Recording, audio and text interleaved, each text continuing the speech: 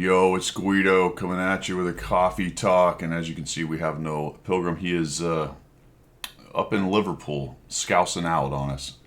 But family took priority, which is understandable. How's everybody doing? Good morning, Cliffy, Eighth Hussers. Got the coffee going on, which is good. A little bit of a late start. Had to send the daughter back down to Gainesville early this morning, so help loading the truck and all that good stuff. So how's everybody doing? How's your week in World of Tanks been? Mine has been sparse, to be honest. I just have not had time. Yesterday I had some time. I sat down, played 2 games, lost them both horribly, and walked away again. I'm telling you what, it is getting easier with 2 losses to get up and move on. Getting way easier. Even when I turn on the PRs, it's just so much easier these days if I just get 2 horrible losses. One of them was easily the team. You know, you get a Crusader SP. It was a Tier 7 battle with the T-23-3. And their Crusader SP went into town. It was, what's the American one called? Oakwood or Oak Lane or Oakville or City or I don't know. You know what I mean? The big wide open one with the city in the one corner and the river down in the bottom and all that crap. And their Crusader SP shows up in town along with the rest, along with their T28 HTC, and our 2 Tier 7 TD sit way in the back, up on the cap. Oh my gosh, they just rolled us up. It was horrible. I got some damage. I played okay. Got some damage. Yada yada. But man, the next one was the Staghound. I don't even remember what happened. Something horrible happened there too. Anywho's, how's everybody doing? Let's see, do I have any home improvement stories this week? I don't think so. I have to put the garden in today though. I bought all the plants. Monday. Hey, let me ask you guys something. Do you go to Lowe's or Home Depot a lot? And do you go during the week? I remember that during the week, like on a Monday morning or Tuesday morning, the places would be nearly dead. So I thought I was being very clever. I'm like, I got to go pick up the plants. I don't want to do it on the weekend. I'm going to go get them. I'm going to let them sit in the backyard and acclimate to the weather, etc. And that'll be a really good idea. Plus, it'll be Monday morning and there won't be anybody there. It'll be just a nice, calm Monday morning at Lowe's. You know, Cliffy, I was prepared for that maybe there would be a lot of contractors over on the contractor side. And there was a decent amount of them. But the entire parking lot was full and the place was packed. It was Monday morning at about 9. And I was blown away. And people were buying plants and spring stuff and all that and I guess maybe what it is in Florida is maybe it's, retirees who don't have anything else better to do. They can go on a Monday, I guess. I don't know. I didn't really pay attention to the age of the people that were in there, but it's standard Lowe's. Everyone's older, really, at the end of the day. Maybe that's hard to tell. But my clever plan to get to Lowe's and unmolested, so to speak, and get in there and get my stuff without standing in line was completely foiled. I don't know. That was weird. Diablo, thanks, man. How are you doing? Clan standings in the campaign. Really? All right. Let's find that clan. So how would I do that? I go to community. Is it ratings? No, it's clans. Clan, global map. Is that about right? Maybe, Odd Dog, that could be it. Global map freeze. Okay. So what am I looking for? Event leaders? No, those are people. How about all divisions, battles? No. This is not the global map thing, is it? Maneuvers. Oh, okay. So am I looking on the website or am I looking in the client? This is how little I know about this. Clans page. Okay, so clans, clan ratings. Recruit, find a clan, home page. Ratings. I see the ratings, but I think that's just overall stuff, right? That's not the maneuvers thing. It's got Czar, Relic, and Newbie. In-game. All right, so in-game. Clan. Got it. Okay. Hold on, let's go over to... there we go. So on the clan, personnel, maneuvers. Boom. Okay. A new clan event. Yep. Stuff. Okay. More details. Sure. Nope. That goes to somewhere else. This is not it. Back. Here. Rules? No. We don't care about the rules. Why is this? Oh my gosh. My client just locked up. I've never been into... My client locked up because I've never been on the clan page. Oh, this is great. This has been happening to me lately with World of Tanks. I'm getting a lot of World... Anybody else having issues with it? Unless it's maybe trying to populate. My client just locked up. I have zero control over it. Nice. Well, looks like I can turn it off, maybe. There we go. All right, it's back. 2 victories? Yeah? Nope, that's another page.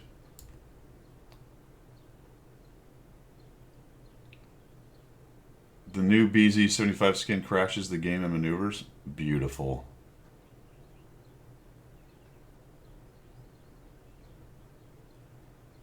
I don't know what I'm looking at, dude. What is this? Is this not it? Help me. Oh my gosh, now this is not working. There we go. Oh, hold on.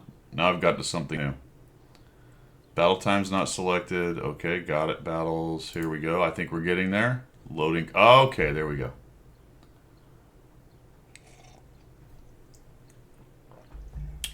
It's the same 2 clans. Now clan tab. Clan tab, got it. Loading content. Wow. It's not even close. What am I looking at? What's amazing here?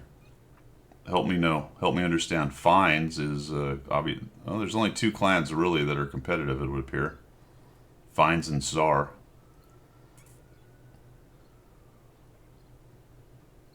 I know, right? Look at that. So what's going on? Are we colluding? Or are we just that much better than everybody?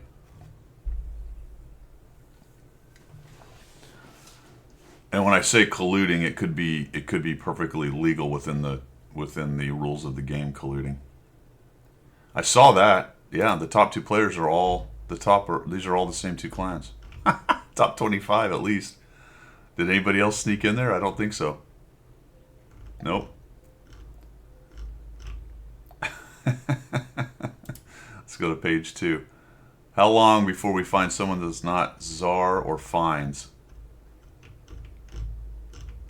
Well, we're at 50. We got to run out of players here pretty soon, right?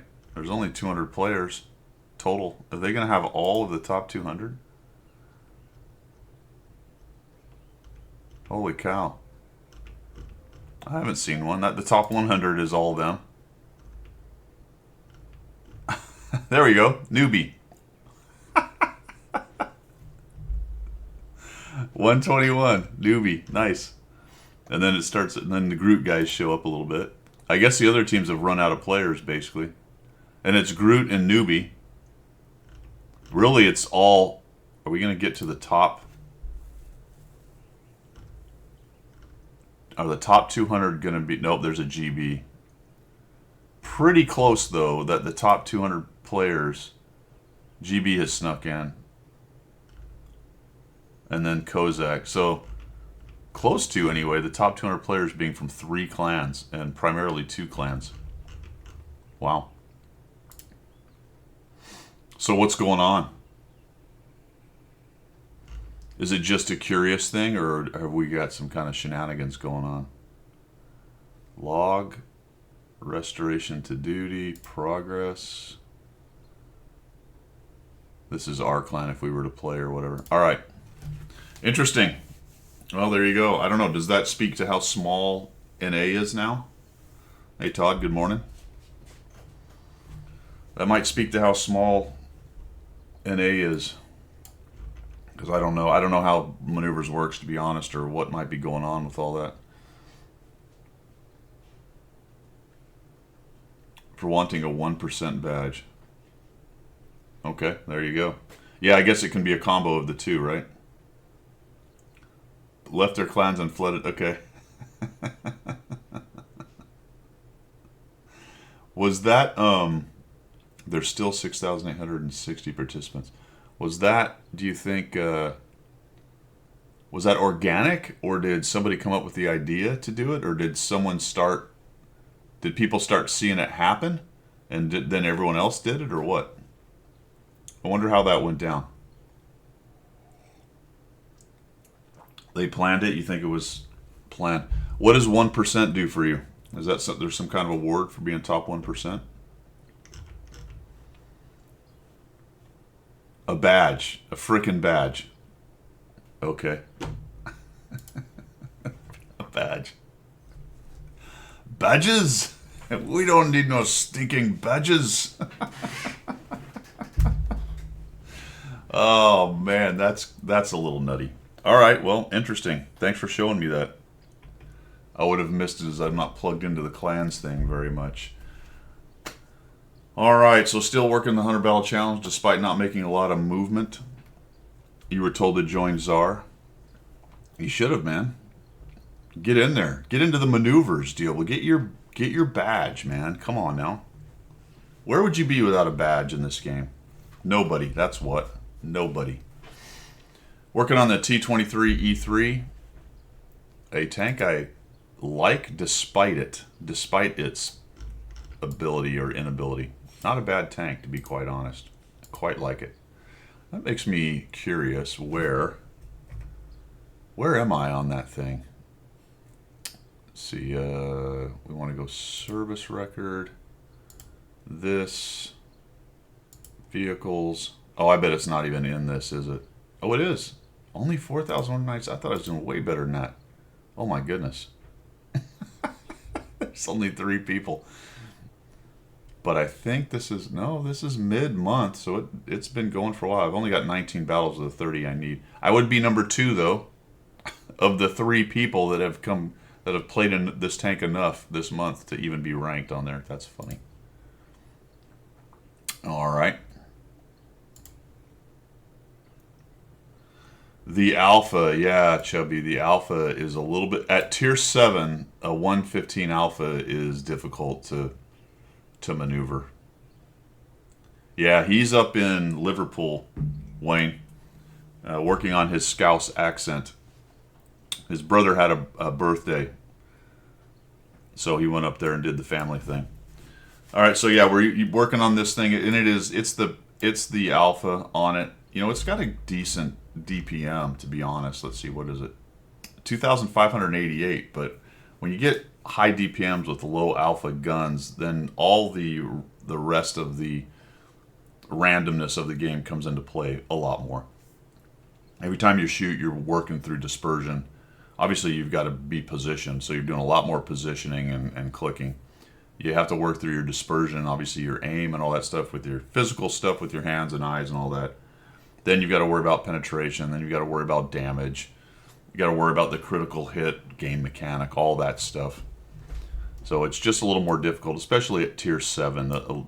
That small of an alpha gun at tier 7 is just not easy to work with. I saw that, Todd. We're definitely going to talk about that. There's 4 tier 10s that they're talking about rebalancing. Have been doing some DCS, just haven't been able to kick out any videos on that. Been quite busy. FYI, we will not have we'll definitely not have a coffee talk next Sunday. I'll be in Portland. So we're going to go out there and drink some beer. And that's pretty much for home improvement. And I guess the channel news has become home improvement. I am going to get out and get my garden put in, though. I did get my 50/50. Got that out of the back of a truck. Wheelbarrowed all that stuff into my garden. Sorry, Brute, but we're planting here in Florida while you are moving snow around. That was brutal, man. I am assuming, and I hope, the cab of that front loader is heated, or maybe you have a portable heater. But my goodness, that was crazy. Next stream though will be Tuesday, guys. I'm planning on streaming Tuesday for a bit, probably in the afternoon. So my house guest is leaving in the morning. I've got a meeting midday, and then we should be able to do some streaming, and I'll finally get some gameplay in on Tuesday. So that'll be cool.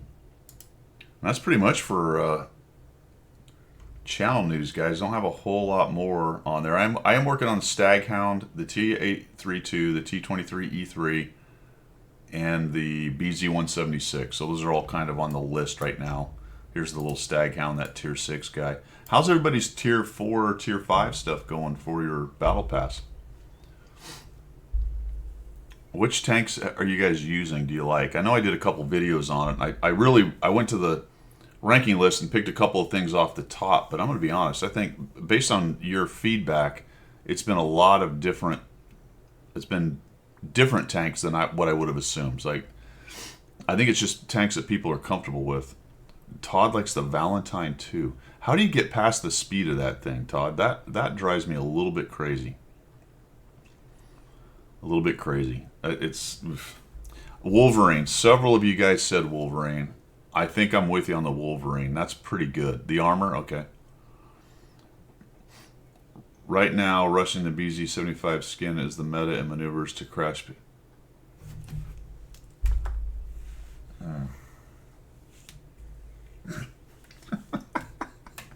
Diablo just chucks out the red meat. Oh man. So, all right. So let me put 2 and 2 together, Diablo. Is that the reason KV1 and Wolverine? I think War Machine's onto something there for sure. Because KV1 was one I was definitely thinking about. A lot of you guys are talking Wolverine, and I think those are solid right there for tier 5. So the BZ-75 thing, Diablo, is that... Oh, really? Is that what they said? So it doesn't do it. Is that why they sent the little article out that said, hey, there's a problem and we're going to give compensation? Or was that a separate problem? Was that an entire crash problem? Because there is an article out from Wargaming saying they're going to give compensation because of the issues with maneuver. So is that in addition to the BZ-75 thing, or is that code from them saying we're trying to work through the BZ-75 thing? It was mainly on the EU? Okay. Different. Chubby says that's different. Okay. Okay. Gunner Shoe, we were discussing that earlier a little bit. I've seen that more than I have in the last couple months than I have seen for a long time. So it's just EU with server. Okay, so 2 separate problems. Got it. All right, like I said, Tuesday will be next stream. Next Sunday, no coffee talk. All right, let's talk missions and specials, guys. We'll get the blue light out. You know what's happening now, right? You know what's happening now, fellas. We're gonna buy some boxes. How many of you bought boxes? Did you see my video? I did do a video on the box opening. I got 42 tabs open from trying to figure that thing out with the clans here. Let's see.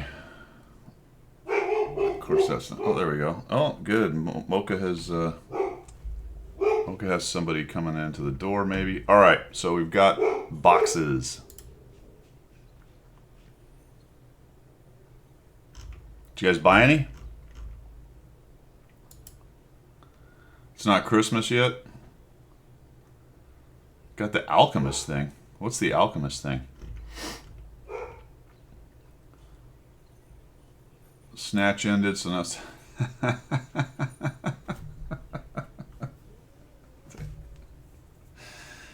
Oh, Brute, my friend. Yes, correct, sir. Also, 2. I guess all I really need to say on that is 2. 2. Pay a vet bill. Those can get expensive for sure. Every time I take my dog to the vet, it's a 200 spot minimum. All right, they are. What are they a good deal?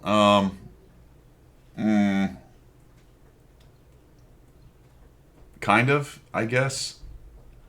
Some of it depends on how many of those extra tanks you have. The issue being, as I said in the video, that they have there's two new tanks.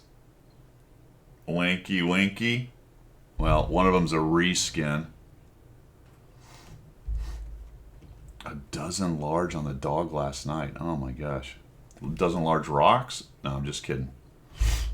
Just kidding. I'll get banned for cruelty to animals or something.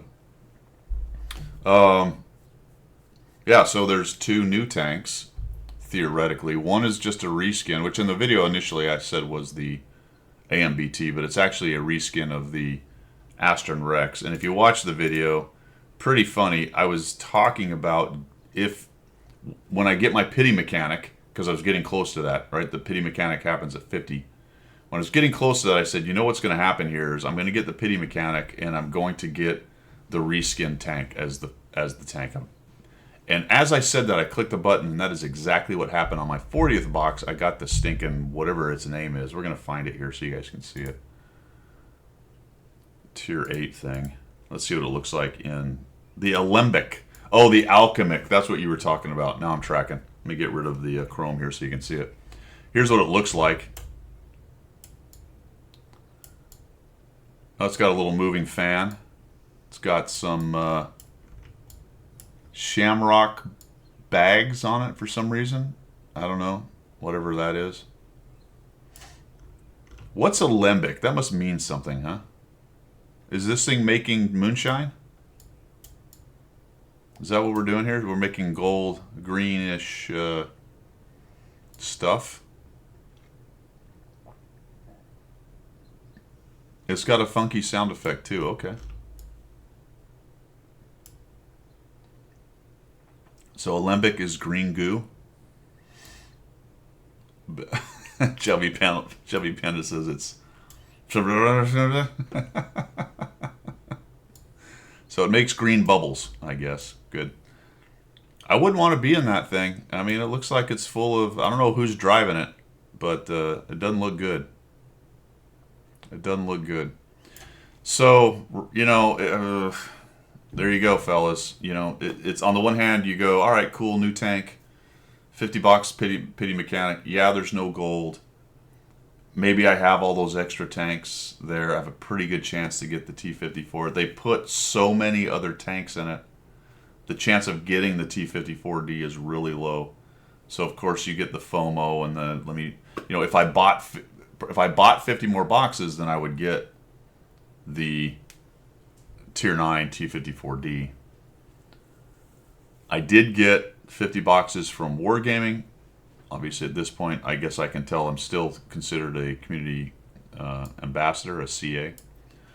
I did the content, you know, standard agreement kind of stuff.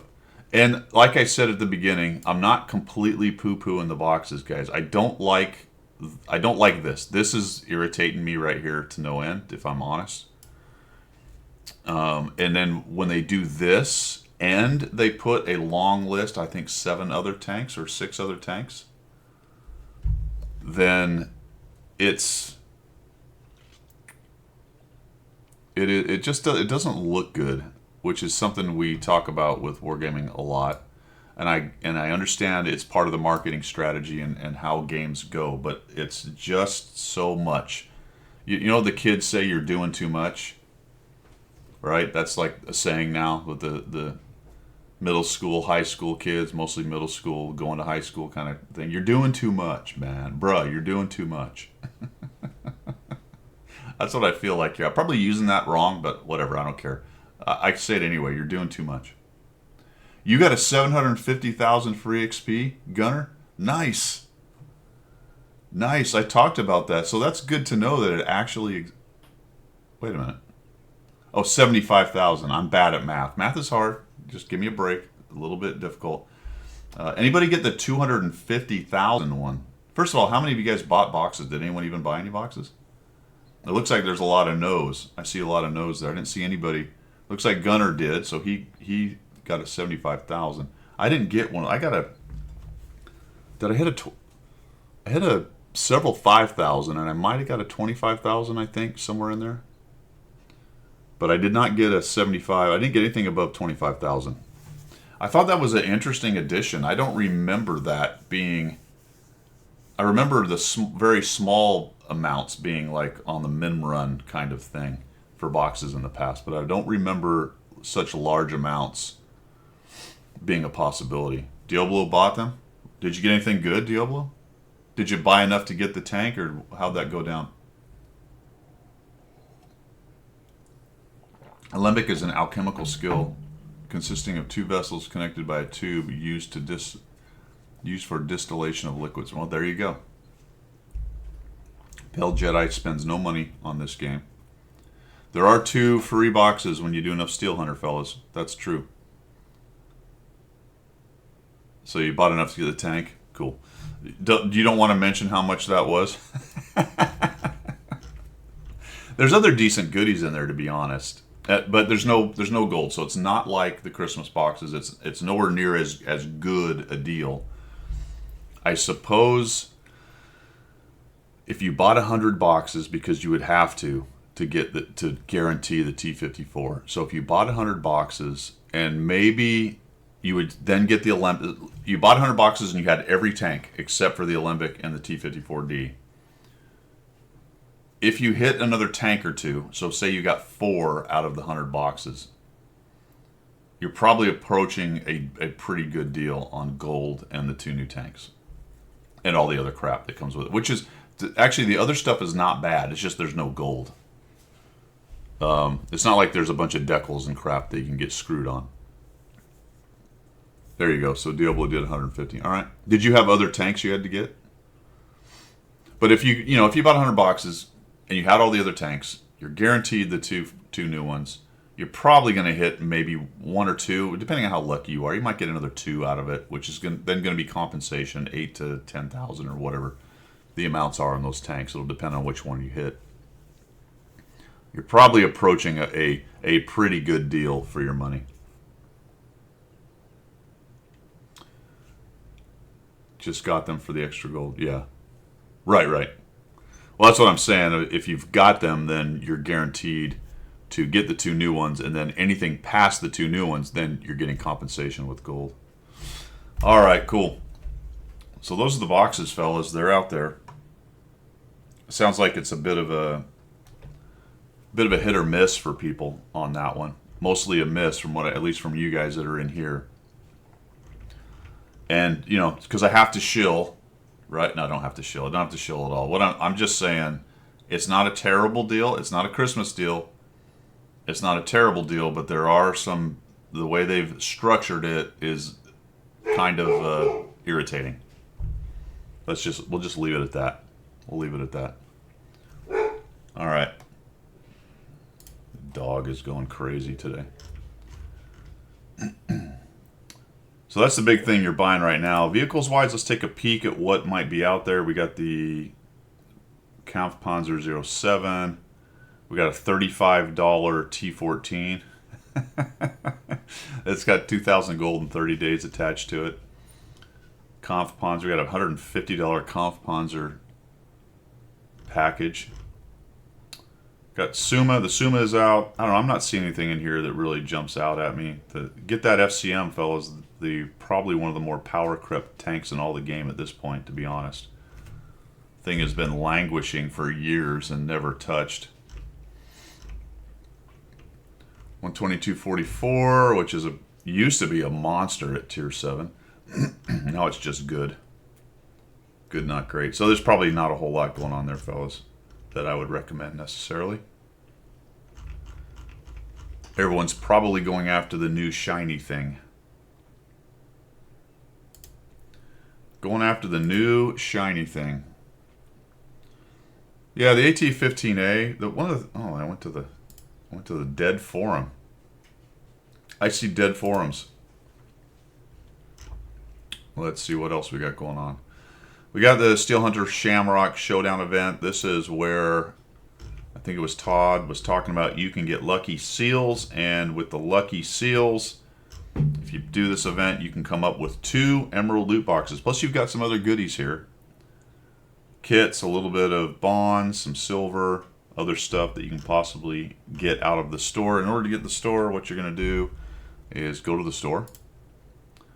And you're going to slide down here to, I think it's actually this. No, it's not this. What is it? One of these is the Bloody Event, and I can't remember which one. This one. All right, so you're going to go to Event Rewards. All right, fair enough. And you're going to click on Shamrock Showdown, and then here they are right here, and how many of the little Shamrock dudes you need to get them. You've got credits, bonds, free XP per thing, and then it shows you availability. You can get 2 of those, so it looks like there's 400 bonds available. 3 of those, you can get 3 of those, yada yada. But if you, there it is. There's the boxes. They're 900 each, so 1,800, and you can get 2 free boxes. Not bad. That's if you are a Steel Hunter person. Anybody doing the Steel Hunter stuff? That's a lot of stuff. You got Steel Hunter going on at the same time you got the clan event going on. Reluctantly, Chubby Pen. Todd, nice. How long did it take you? I wish I had the time to do some of these things, man. Steel Hunter's not my favorite, but my time to do a lot of this is so much less these days. Finished the 9 levels in 3 days. Okay. So Bruins knocked it out. No Steel Hunter for old Brute. Todd got it in 3 days. Teenage Mutant Ninja Turtles. Yes. So, yeah, there's that too, right, Gunners? Goodness gracious, there's a lot of stuff going on.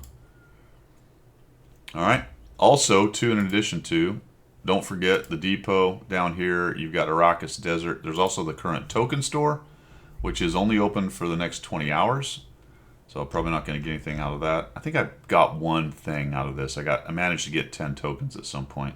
There are a couple tanks down here available.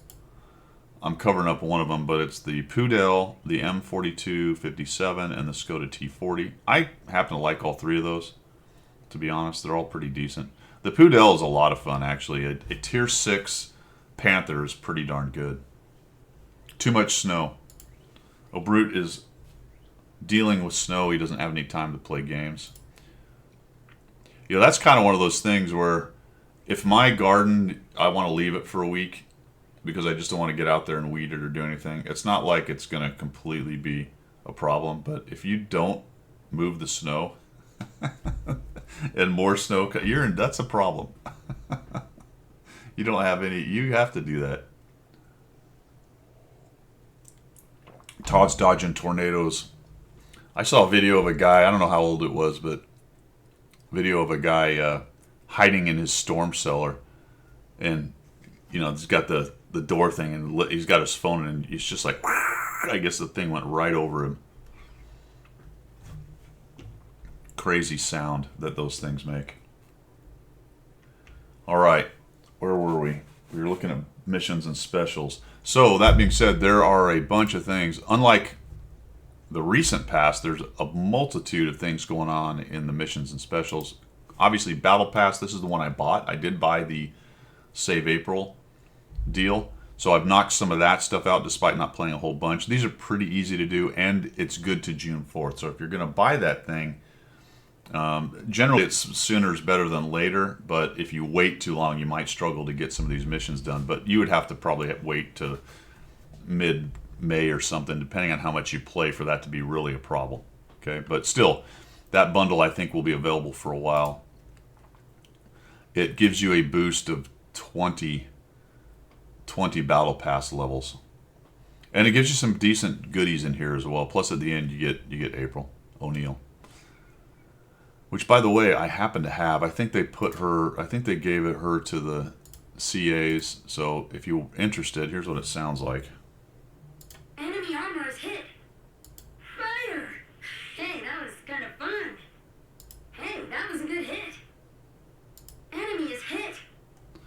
I don't really remember a whole bunch about what she sounds like, but that sounds pretty close in my limited experience with it. That sounds like April. I've also I just noticed, and I don't know how I got these either. They may have put them in there, or maybe it was part of another mission, guys. But I also have Bebop and Rocksteady here. Enemy vehicle on fire. Eat that. We hit their armor. Enemy on fire. So there you go. You got those voices. I think you can turn those off or change them to standard voices. I believe that's an option. Not 100% sure, but I think so. So back to missions. We've got those. That's Battle Pass stuff. Steel Hunter. There's the missions there for the Steel Hunter stuff. Plus you can get Battle Pass points for Steel Hunter, which is a nice thing they've done in the somewhat recent past. Arrakis Desert is still kicking around. So we also have that event still going on. Although it's getting long in the tooth. Looks like it ends on the 19th. So Tuesday. But Arrakis Desert, Teenage Mutant Ninja Turtles, Clan thing, event, and Shamrock event. Did I miss any? Four things going at once, is that right? Or did I miss one? I may have even missed one. Regular Battle Pass stuff. I don't know where these came from, guys. Flag Day boxes coming. Arbor Day satchels. Todd, you play a lot, man. 84 stages. Awesome. That sounds like me, 3 or 4 years ago when I was playing a whole bunch. So I don't remember where this one came from, if I'm honest. No idea where this one came from. No idea. Watch Salute. Okay, that's standard act. Monocore is Top of the Tree. There's Lucky Days. Those are out there. They're also coming to a close. A lot of these things are actually ending in the next few days. Oh, this is the Steel Hunter stuff here. This is how you get these. So you can get 180 of these things a day. Is that the max? So March 13th to the 22nd, 8 days? Call it 10 days. It's not 10 days, actually, Math and Public. That's 9 max, but probably 8. 180 times 3. How many of these can we get? And then times equals, and then times 8 or 9. Let's just say 8, just for giggles, maybe. So 4,000 points. Is that what I'm getting? That's a lot, actually. That means you can pretty easily get the 2 boxes. You only get the 180. Oh, tally-ho. Tally-ho. I was thinking that meant per win. Okay, so 180 a day. That is considerably different. That's considerably different. So that is it 8 days or 9 days you can get them for? It depends on what time March 22nd everything ends. Let's just say it's 9 just for Gil. So 1,600. Wait, does that mean you can't get 2 boxes? Were there more of these available somewhere else?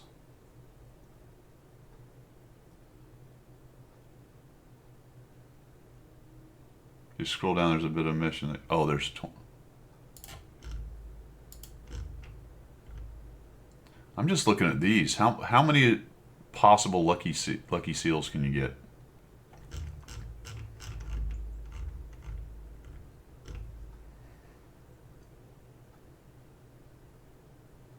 Oh, in Stronghold. Okay, so this is just lucky days in randoms. Okay,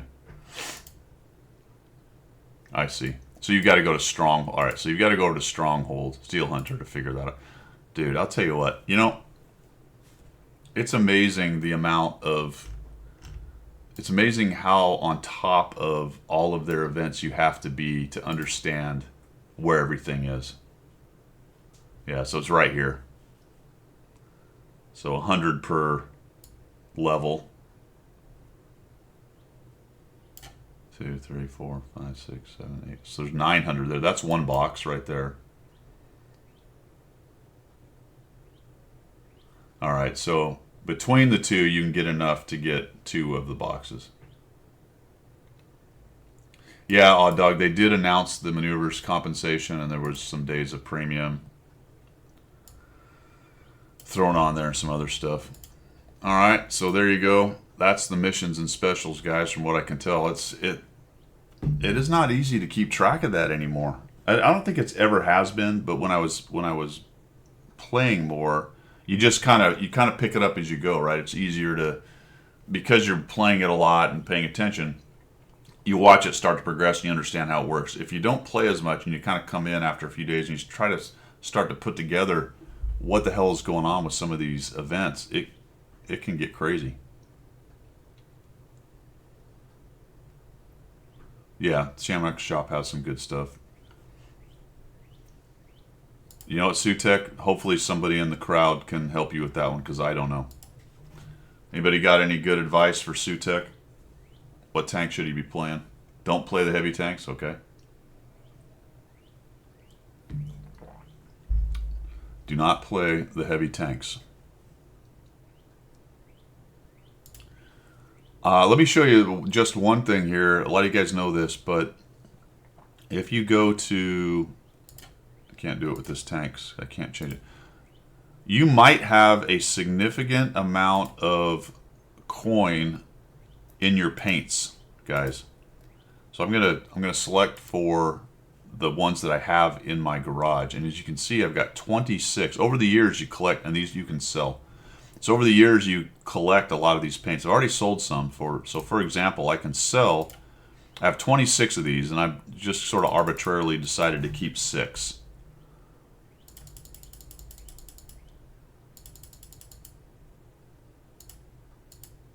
So we're going to sell down to 6 of them.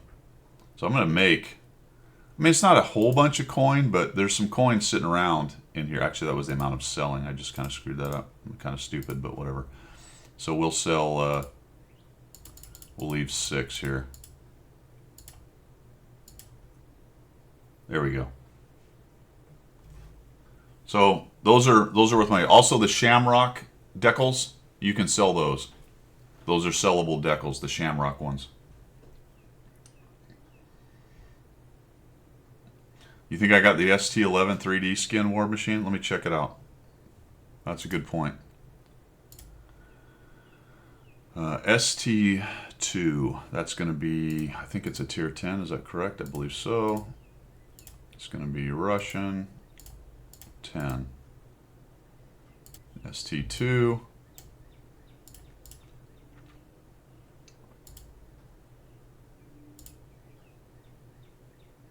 Got that. I do. There's Foot Cruiser. There it is. That's Bebop's tank. It's got his little visor on and his mullet. Rocket's red glare. Yep. And a big doohickey on the back. Rocket-powered digger thing. Glowing green taillights. Some grenades. Some kind of big... Oh, those are side pipes. Okay, side pipes. Noted. Got it. Sure. The little rat tail off the back. A piece of one of the turtles, I guess. That's gnarly. So is he... He's got a turtle shield or something? I don't know. What's the other one? What was the other one? If I have, that's Rocksteady. I have Bebop or whichever the other one is. BZ75? Okay.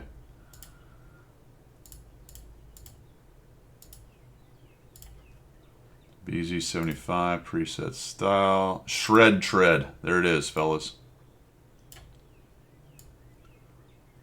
That's not as wacky. I mean, it's still a plasticky, G.I. Joe idea, toy tank thing. But it's not as wacky as the other one. What's that say? Slice and dice.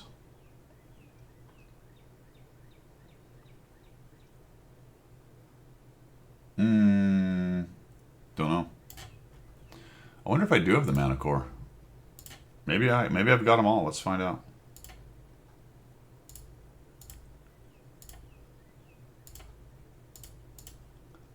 It would appear so. Oh no, I don't think so. I don't think I have that. These, no, they don't generally give these to the. They don't generally give the progressive ones to the CCs and CAs because it sometimes will break the progression. I think maybe that they will. I think maybe they'll add them at the end if you don't get them. But most of the people play enough that they end up getting them. So I don't. This one I don't have.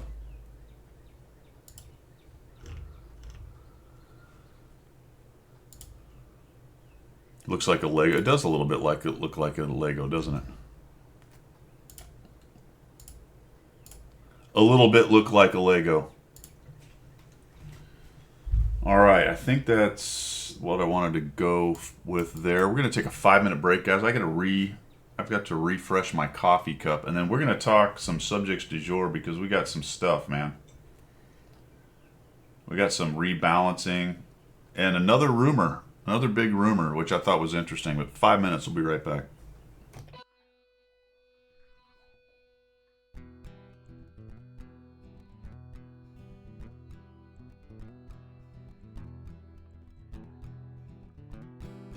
Guido is his name, tanking is his game. Guido is his name, tanking is his game. Guido. Now in the shadows came a mysterious chap who spoke in a tongue with strange dialect. He offered his help to the mighty Guido to bring some laughter to his love of speedos.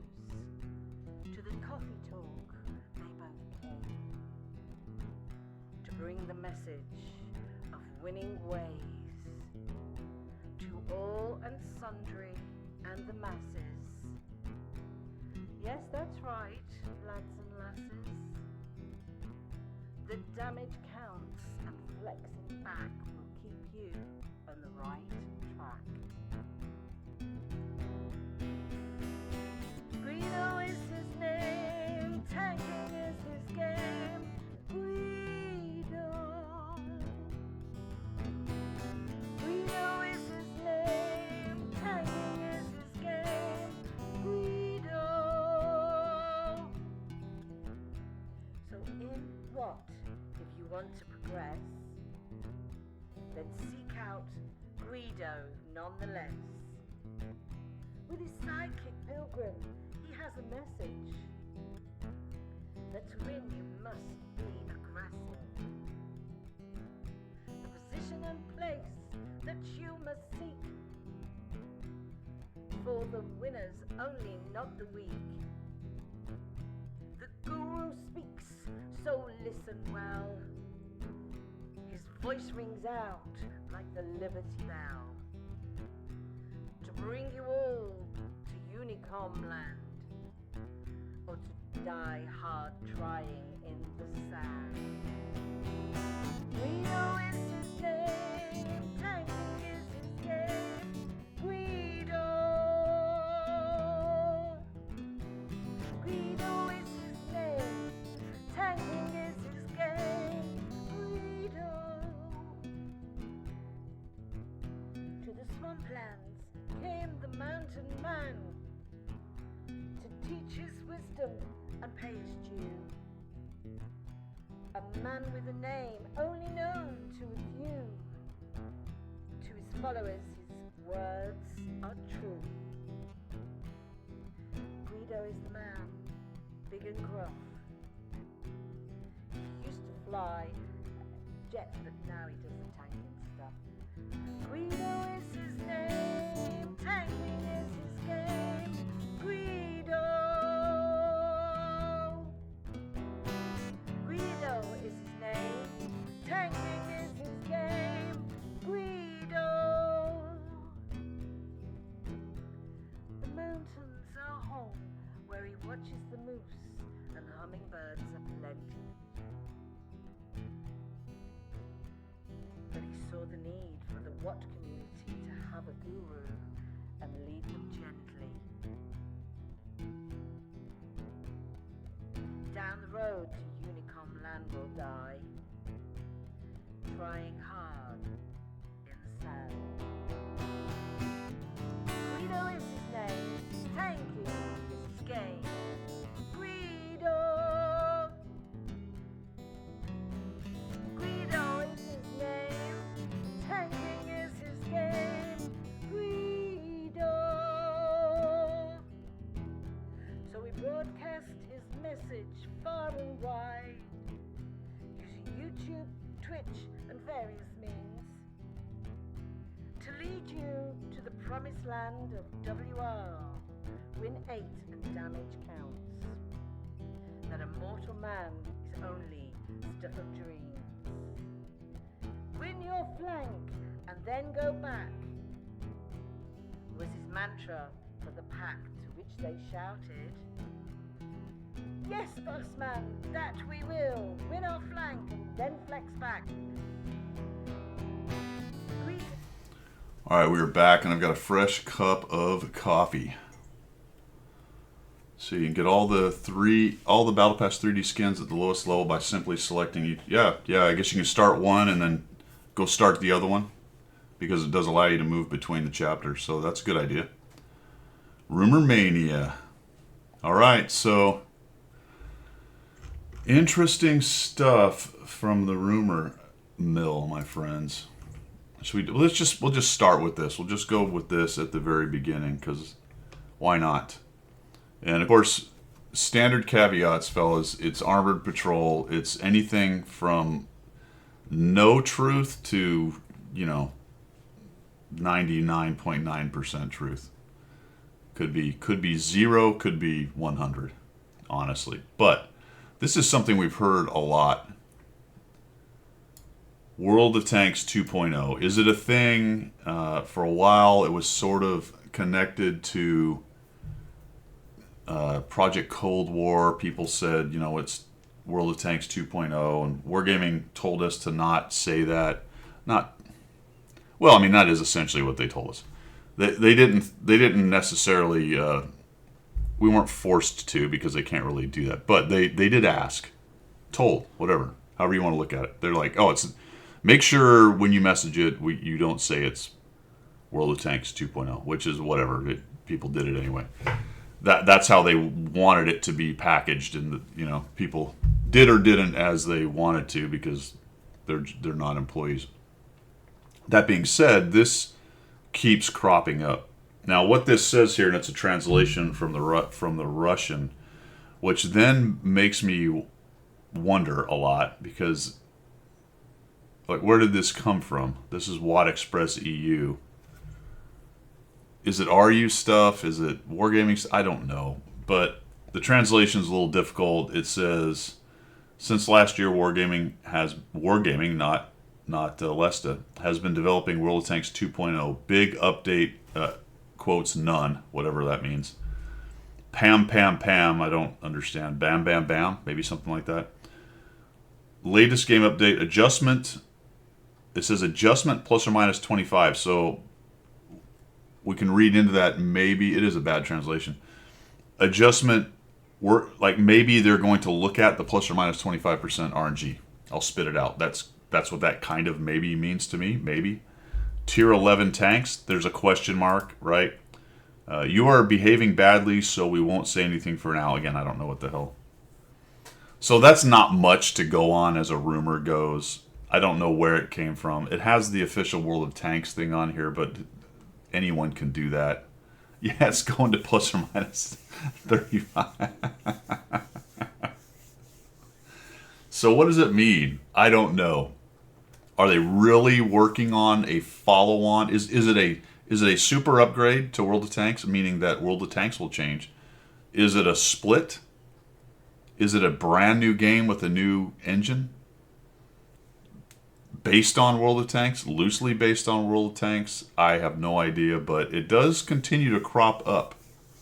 It is provocative. Very interesting thing to think about. They have in the past been adamant about not adding tier 11 tanks. I've talked about this in the past as well. It's been a while since we've really discussed it much. I never found their arguments against tier 11 to be very good, I guess. Like, what's the why? Why not? What's the big deal of not having tier 11s in the game? And it was always this thing of, well, the modern tanks are just too good. I'm like, well, I know what you're saying, but it's all a numbers game within your engine. So, noted. And there may be some difficulties with the types of armor that's going on.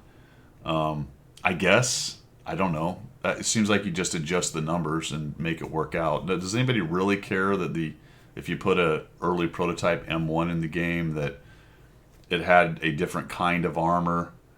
You just adjust the numbers to make it work with your game. And I get that sort of then diverges a little bit from their intent to keep it, historically accurate, such as that means anymore in the game. And again, that's another one of my arguments. We've really diverged from that. So what's really the point of that anymore anyway? It was a great thing early on, and it is one of the things that makes the game cool, because it did, and still does to some extent, try to keep some of the realism, at least in the numbers game, close, somewhere within the realm of reality. But none of that for me was an argument against, at some point, putting another tier in. Yeah, I did notice that there was no tiering discussion, but again, that's like 2 or 3 sentences there, so it's, who knows how many other things would be involved in WOT 2.0, whatever it might be. Well, I don't think you'd have to take an Abrams on with a Tiger. I mean, if an Abrams was a tier 11, or say an Abrams was actually a tier 12, and some of the earlier Cold War or later mid-Cold War maybe models were tier 11, and an Abrams was actually a 12, your Tiger would never see that, right? Even with plus or minus 3, a tier 7 is only going to see a 10 anyway. Yeah, there's a lot of... I don't know, man. I've always been against the plus or minus 1 matchmaker. It feels like a Band-Aid for balancing problems.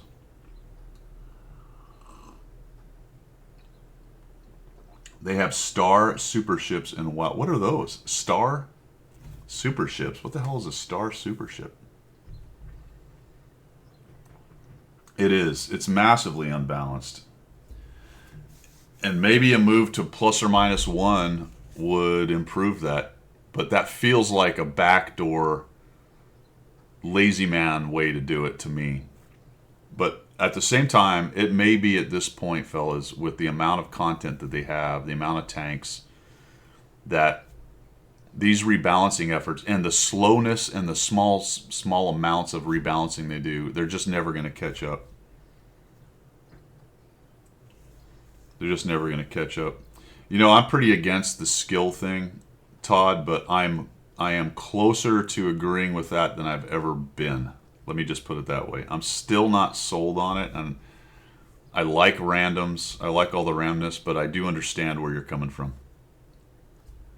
Balancing easier, improve the player experience by reducing the maximum tier spread to 1 rather than... Yeah, see, like I said, I think that's more of a Band-Aid. That's covering up the sins of your design and the lack of their ability, want, or desire to rebalance tanks as required.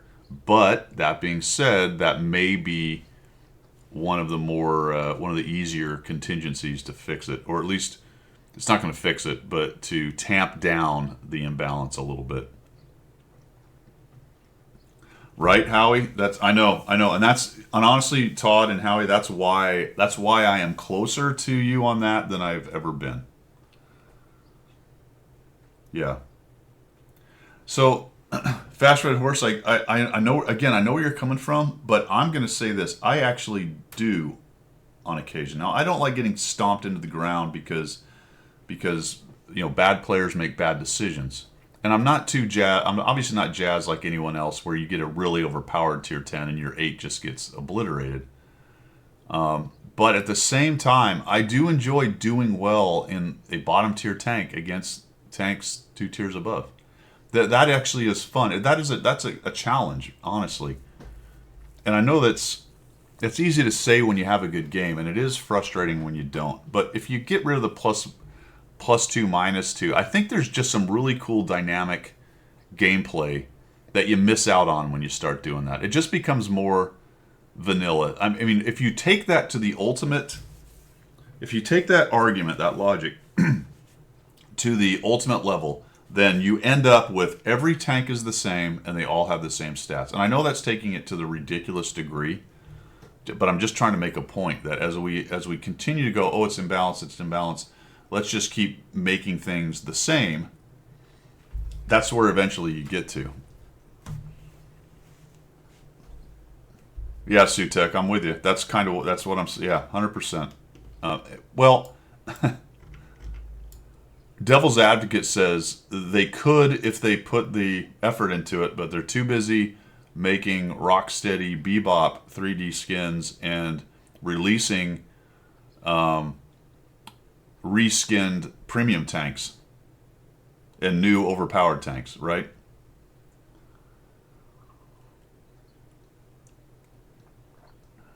Or they could balance the lower PR across both sides.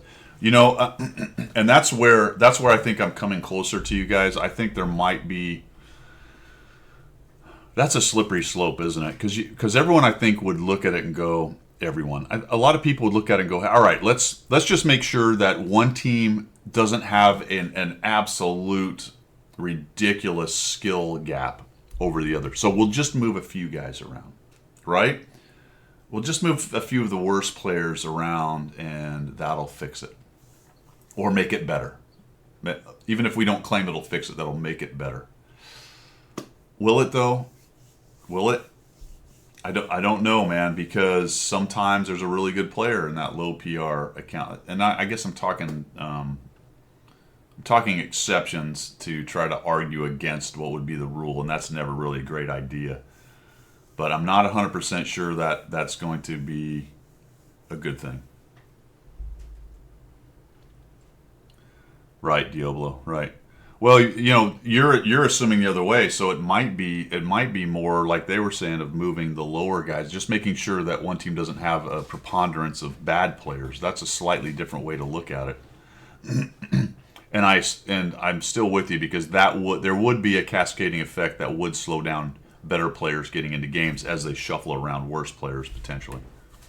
Because really, even if you describe it like I did, that we're only moving bad players around, the matchmaker would still have to take into account the good players as well. So you're waiting for the match. Anything that makes the matchmaker do extra steps slows it down for everybody.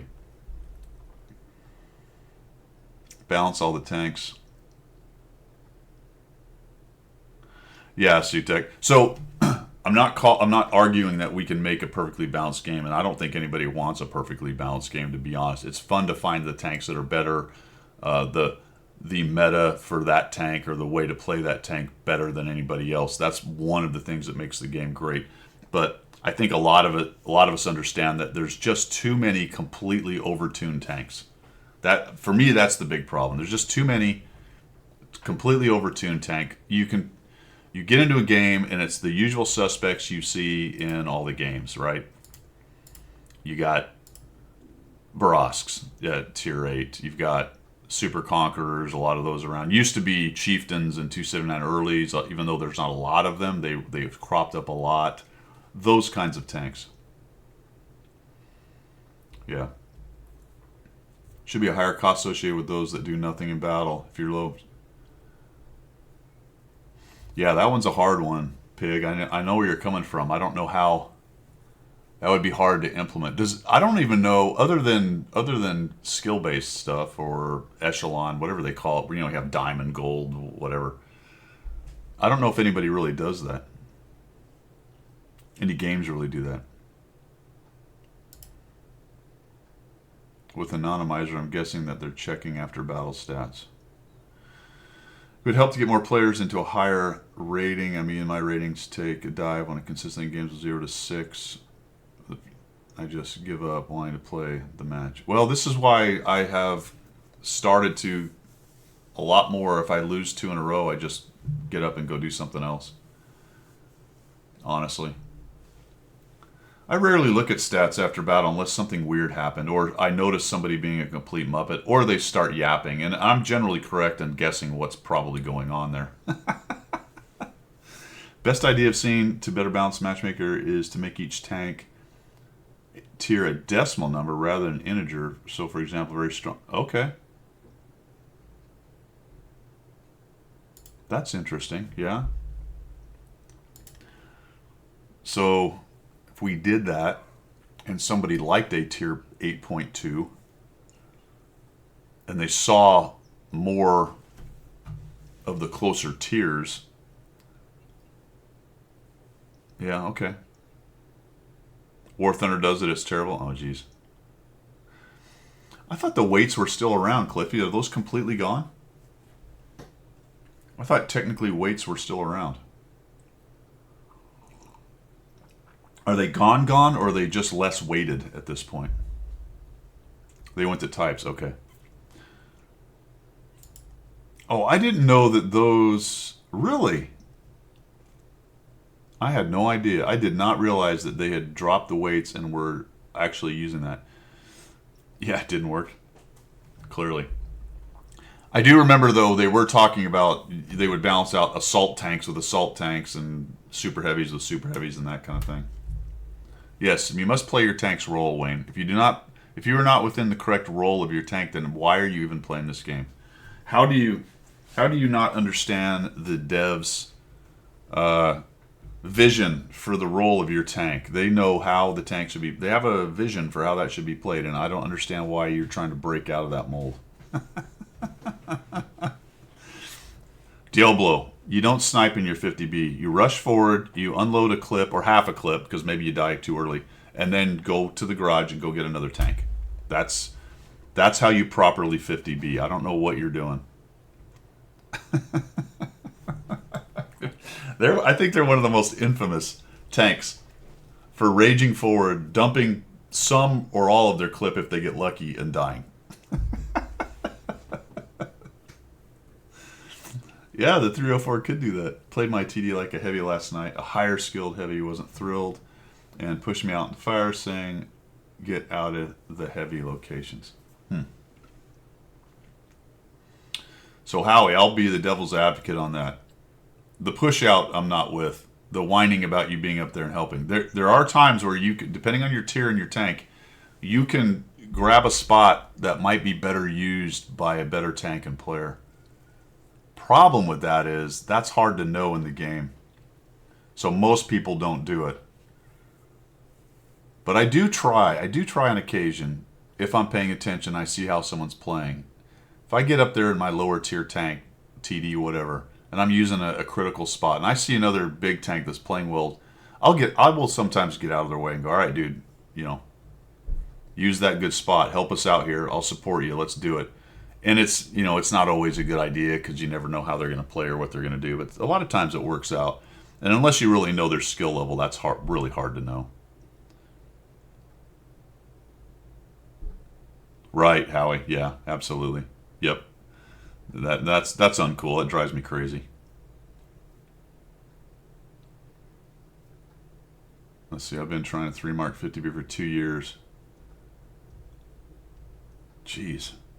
That's saying something if you haven't been able to 3-mark something, because you pretty much 3-mark things more or less as you want to.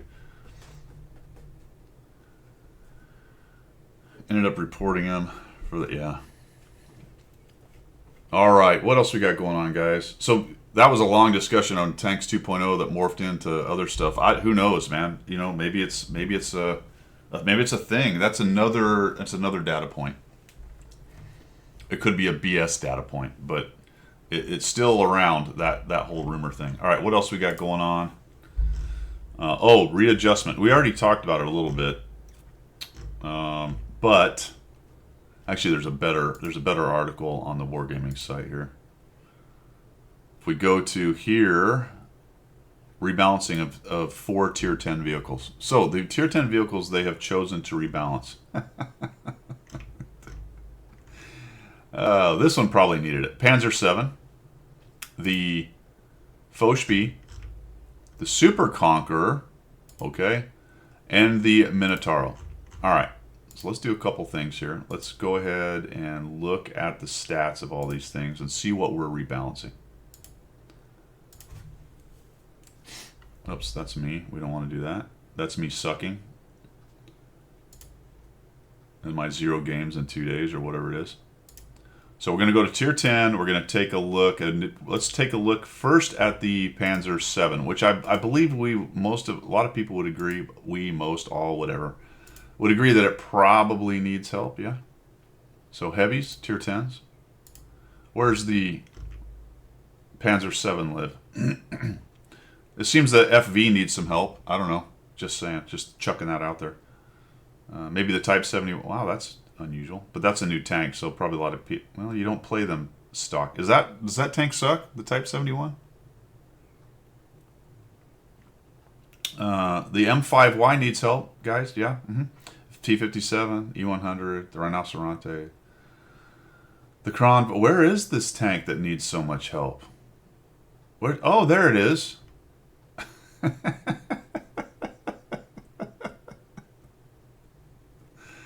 All right. Okay. Sure. Right. Yeah. Sure.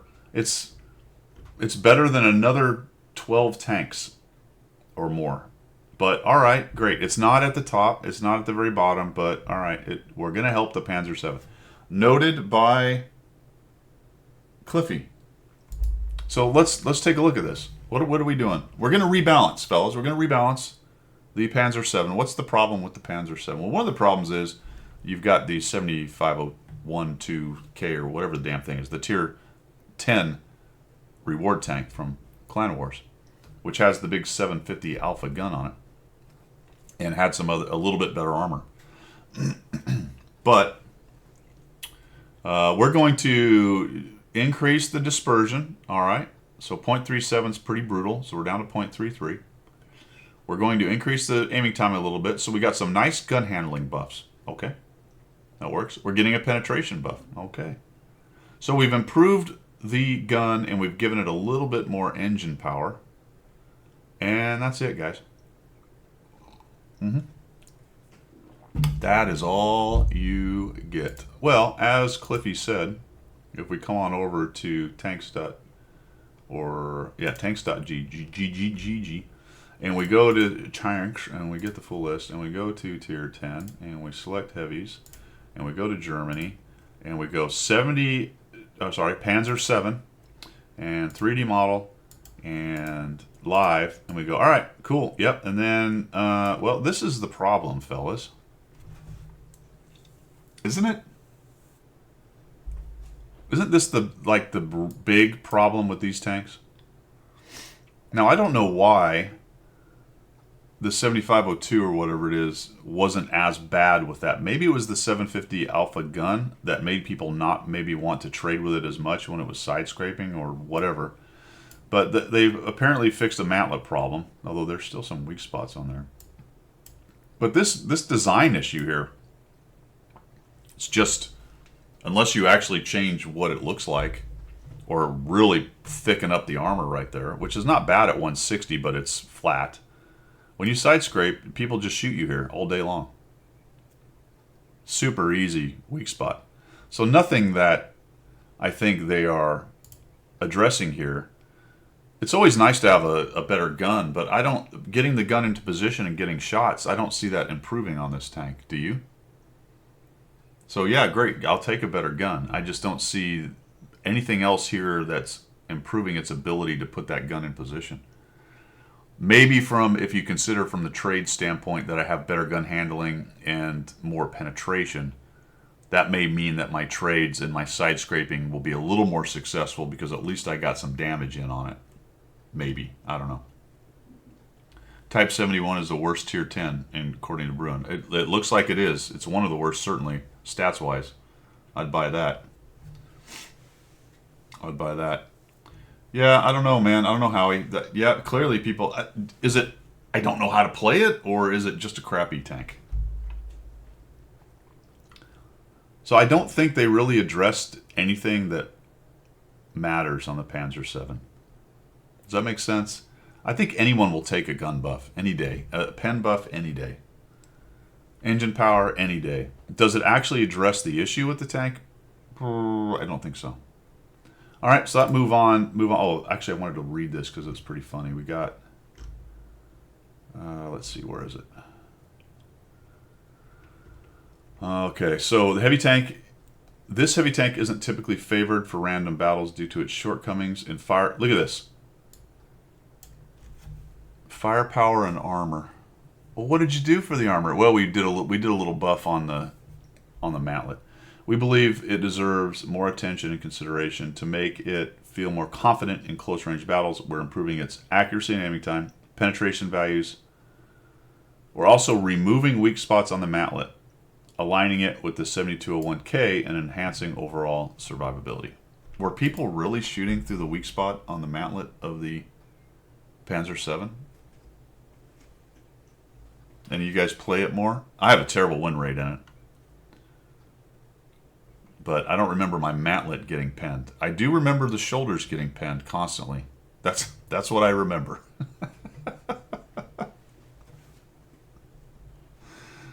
Oh, man. Always the side. Yeah, that's what I'm saying, Howie. Okay, so that moves on to the AMX 50 Foch B. Went to enhance the Foch B's autoloader to make it more comfortable and dangerous for opponents. We're focusing on the following improvements.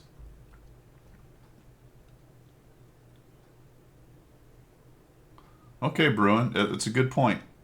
It's a good point. I guess it's better than, it's better than giving it a 750 alpha autoloader with 4 shells, right? Maybe, Sutek. Maybe. I don't see any of those things I don't see any of those buffs making people want to play it more, right? Because it has a design flaw within the game of World of Tanks that limits its use in one of the most important situations in gameplay, which is side scraping to avoid taking shots. The rear turreted tanks are difficult to play at the best of times because they are clumsy within the context of playing World of Tanks, the way it's played, the way people play the game generally, the meta of the game. It doesn't have good gun depression. Right? So those things they've buffed are not going to entice, I think, players to play it more. So it will still be a tank that's not played very much because it just doesn't fit within the way World of Tanks is played. And the glaring weakness of the shoulder for side scraping is one of the major things that keeps it from being used. That's just the way it is. That's the way I see it. So I agree that it's good they're not going to over buff it, but I think the only way they would overbuff it is removing that weak spot somehow. Which you can't really do, can you? Because that's the way the whole thing's designed, unless you just thicken that armor. All right. Foch B. Foch B. That was an interesting statement to me because of all the things about this tank that I liked or didn't like, its ability to shoot rounds downrange seemed brutal to me. That's me, Lunar Kid. Yep. You got it. You got it. That's it. Pizza delivery guy. That's me. What is it? DoorDash? That's it. That's my second job, man. You got me. So it's getting 17 kilometers reverse speed. It's added 4 to that. That's maybe one of the more uncomfortable things about the tank is the reverse speed. Specific power is going up. Aiming time is going down. So that's the gun handling they're talking about. And then some rather minor dispersion bonuses. Honestly, none of those are major. If you're talking about trying to improve the gun handling, those are very small things, more comfortable. Very interesting. This doesn't seem like much of anything to me. Any TD will take a reverse speed buff, and 4 is significant, so that will make it more comfortable in backing out. I do. Absolutely, man. I just need about 8,000 feet of runway.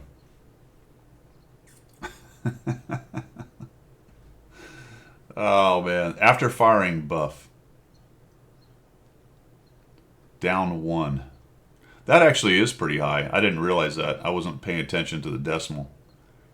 So it was 4 before, and down to 3. Yeah, yeah. Foshby already. It's DoorDash tank free delivery. That's right. How many pizzas can this thing deliver? I think it's got 4 pizzas, right? Is it carrying 4 pizzas to deliver to your face? Pretty sure. Tier 10. Foshby. How many Shellios does this thing have? Can I not tell that here? Cannot tell that here. Yeah, no, yes, no, yes. Oh, wait, what? 6. 6? It's got 6 pizzas. It lobs 6 pizzas. That's a lot of pizzas, man. Yeah, that's right, Grendel. Exactly. Exactly. Because some of them, depending on how fast its intra clip is, and it has to wait to zoom in. So that can certainly be... Okay, so I'll buy that. That maybe that's a pretty big buff for between the inter shell in terms of I'm ready to fire and getting a more accurate second shot, third shot. But this thing has 6 shells. It's brutal. All right, Todd. See you, man. Have a good one. So that could be... What does it say here? Make it more comfortable, reducing aim, decreasing dispersion, enhancing stabilization.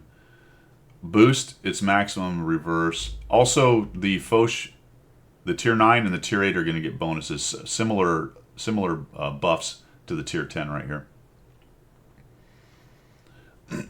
So again, though, so let's look at the Foshby. Where does it live in this situation? We have tier 10. Let's get rid of these, and we'll go to TDs. Is it a bad TD? Indifferent? Where are we? Oh, it's in the middle. I don't know. 268.5. All right, that's a premium reward, whatever. I mean, is it appreciably worse than some of these others? Not really. But here's the problem. It's like, do we buff the 4005 because it's not doing well? Well, it's got that massive gun, man. That's a hard one to... You got to be careful with buffing something like that. You know what I'm saying? The grill, similar situation. 750 alpha camo sniper. You got to be careful with buffing something like that. 110E4, 750 alpha. More like a heavy tank. Striv, camo sniper. You know, but we've chosen the Foshby. I guess my point there is there's no obvious reason to work on this tank over some of the ones that are doing worse. Yeah, Diablo, 100%. That's what I'm saying. The 4005, because of the way it plays, and it's overtuned gun in terms of if it does hit, it has such a massive impact on the game. And people want the memes, like you want to play the giant gun tank, and if you're not good, it's not an easy tank to do well in. I do appreciate that they seem to pay attention to some of those things along the way, but I'm not seeing any compelling reason that this thing needed a buff over some other tanks.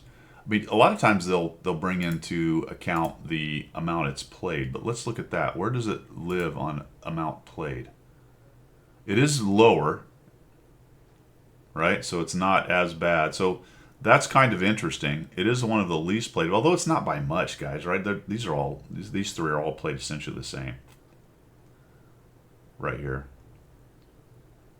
So that sometimes comes in. And look at this. That's very interesting. The 4005 is the most played tier 10, as Cliffy was saying, or noting. Diablo, sorry, I believe was noting. Yes, Diablo. Most played, but also the worst. So and it's point well taken for you guys. It is not necessarily just a case of the win rate. There are other things that are at play right there, and that's a great example. The 4005 being the most played, but also being the worst win rate. But that's all around the giant gun, right? People just like to lob that massive shell at other tanks, and it's not really a fast tank. It's not a camo tank. It has a turret, but it's still kind of ungainly and hard to get into the fight. Its dispersion is horrendous. Its soft stats for turret traverse and hull traverse and moving are awful. So it's an interesting case. I agree. I often can't discern the rhyme or reason. Yeah. No, it's not it certainly could use a buff, but there's some others that look like maybe they could as well. These are hard to balance. I think you guys will agree with me. The tier 10 TDs, because of the various things, the autoloaders, the high alpha of these things, in a couple cases the massive armor, these are hard to balance. They really are. All right. What else? So let's slide down here. This is the one somebody mentioned earlier. We have the Super Conqueror. Super Conqueror is among the most powerful heavy tanks available for research. Their numbers in battles is significant and can greatly influence the outcome of any battle. Well, all right. Well, let's see what the numbers say. Let's go to EU just for giggles, because using NA is probably not... They're very similar usually, but I don't think they probably use the EU numbers more often, I guess, is what I'm trying to say. I guess they use all the numbers, but we'll just use EU because it's a larger sample size just for giggles. So what do we got here? Where's the Super Conqueror live? Well, he's up there for sure. BZ-75 is doing better. But the Super Conqueror is there. It's been there for a long time. Pretty good tank, it would look like. All right. So it's getting a nerf. So it's earned its nerf. It's earned its nerf. What's it getting? Well, what's the problem with the Super Conqueror, guys? What's the actual problem? What do you guys think? It might be kind of a combo, but I don't think it's its gun. Didn't it just get a gun nerf fairly recently? I don't know if it's its gun, but what they're going to hit is the gun. They do take another 100 hit points off of it, so we're going to be down to 2,300. Gun loading is a significant nerf, almost a second. And the DPM drops by 258. That is a fairly significant nerf. Gun handling hurts, especially for good players. Good players play tanks that have good gun handling, and if they happen to have good armor like the Super Conqueror and hold down capability and gun depression, then they become popular tanks. Speaking of popular, how popular is it? Well, it's not as popular as the 60 TP, but they're pretty close.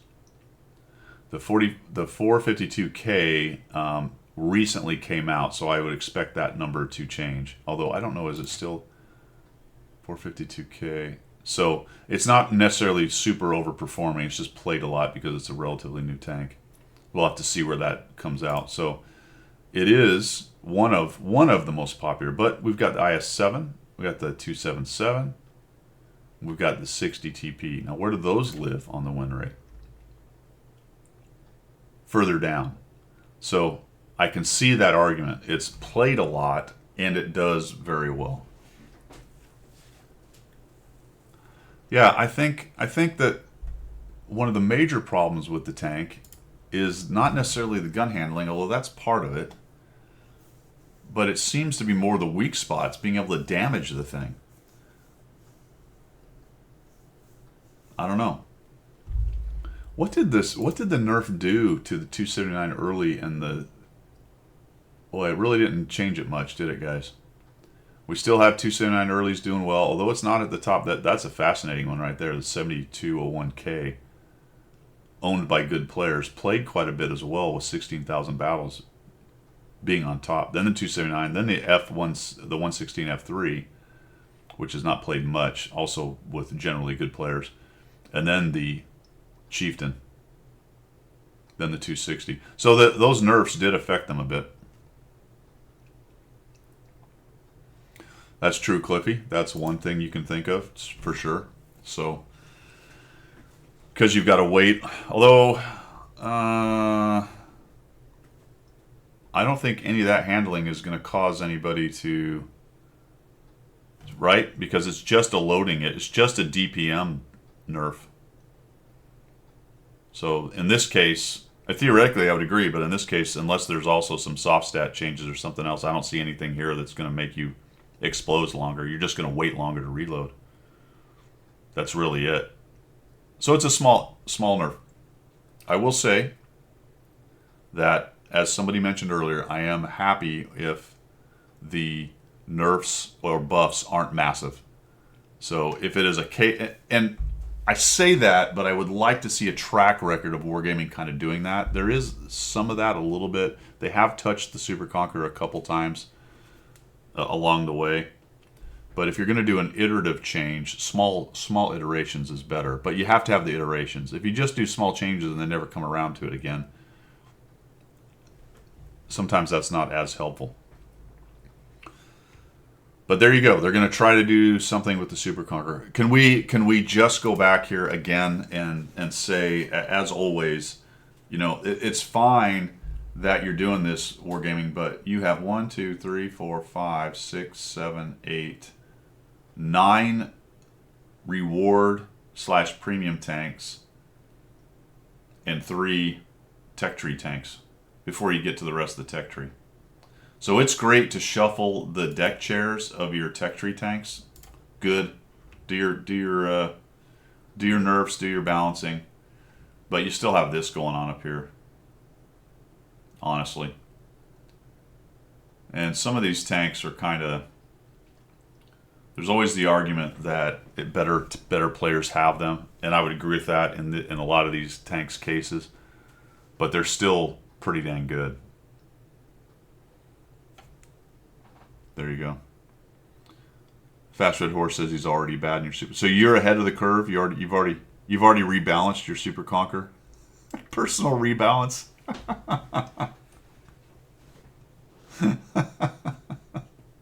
My personal balance effect on all tanks is to nerf them. I know the Quilin, poor guy. He's down here. You know who's poor? The poor relation is this FV215B. Boy, he suffers all around. And the Berlin Orchestra. All right, and that brings us then to the last one. I'm trying to see if any... I don't think it mentions the Conqueror is going to... Didn't the Conqueror get touched last time? It doesn't say any of its follow-up tanks will be touched. All right. The Conqueror. Now, this kind of brings the whole argument I've had, the whole discussion, into one tank.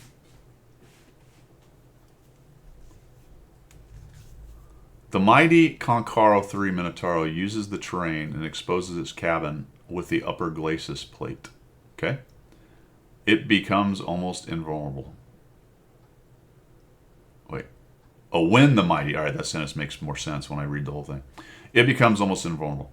This heavily armored TD has a reputation as a formidable opponent and can frustrate many commanders on the opposing team. Fair enough. Problem statement. Armor, right? No weak spots, essentially, on its armor. Unless you can get to the little thin lower plate.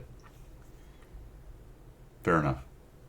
Our goal is to create a situation where it still remains challenging for lower tier vehicles to penetrate its frontal armor.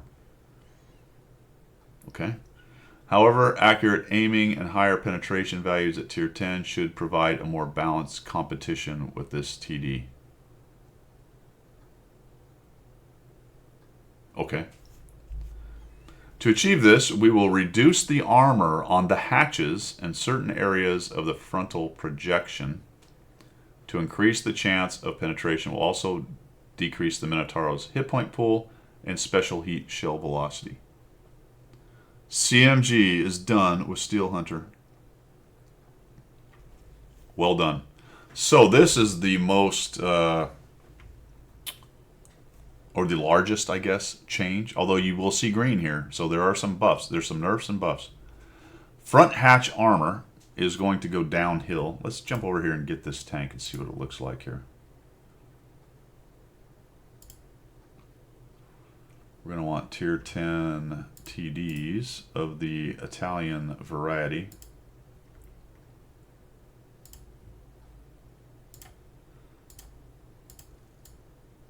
Oof. Okay. Look at that. Wowza. So this is a 250 millimeter hatch. This further back one is weaker at 140 millimeters. But the front one is very thick. So they're going to change minus, all right, so that's the 200, that's the front one that they're messing with. This 250 one is going to be dropped down to 180. It is still angled, so you can see that effective armor at this angle is 326 off of a 250. And if you look at that, you can see that little bit of angling going on.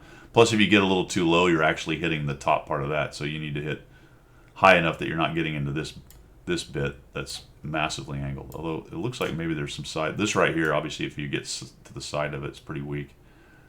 Doesn't take much, though, before you got some really strong. So this little indentation can be something that you can get to depending on your angle. But still, they're going to decrease this significantly down to 180. So if we minus 70 off of that, yes. So we take 70 off of this, we're looking at a 275 at that point right there.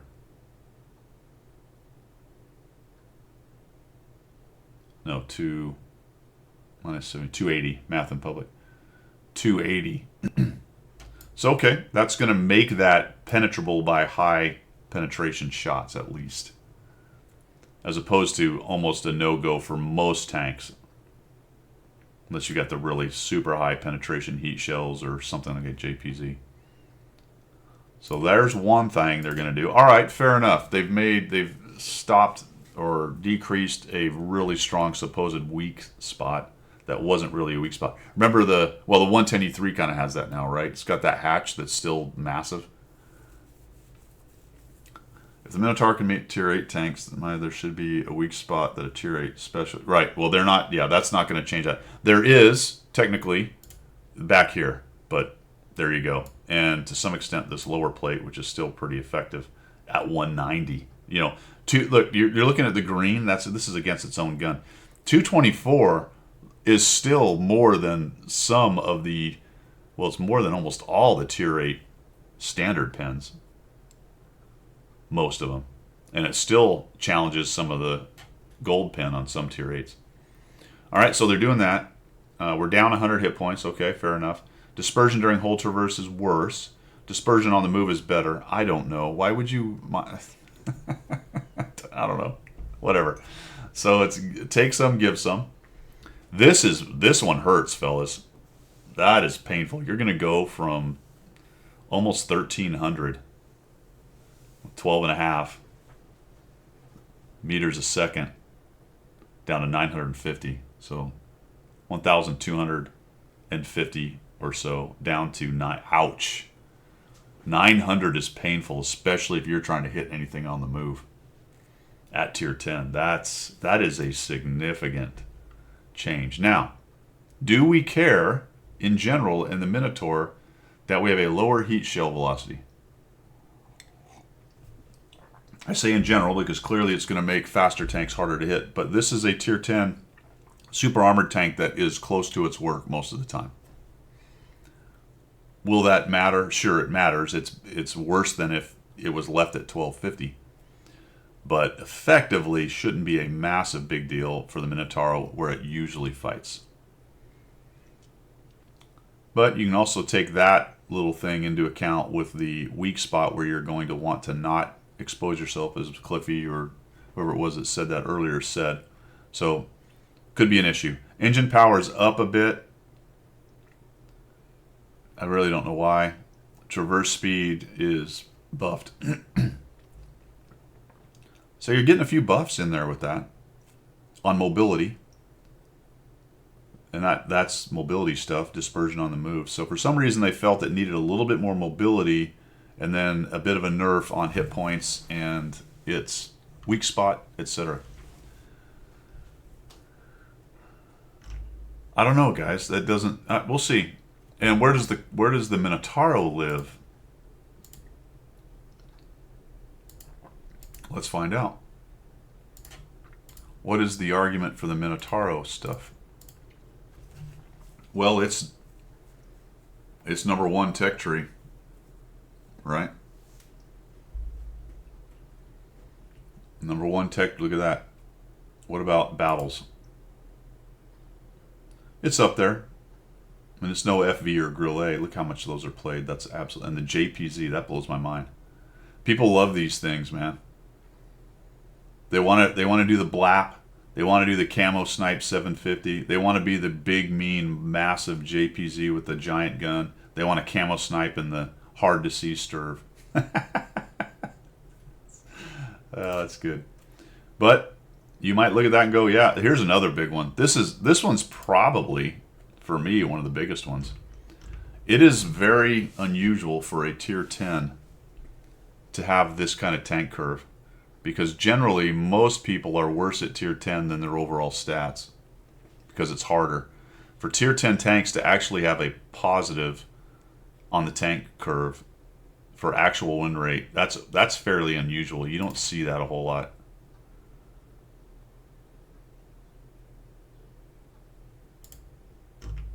Although there are, well, these are all the tanks, not just. I don't know why it did it that way. That's weird. At tier 10, how many do we have like that?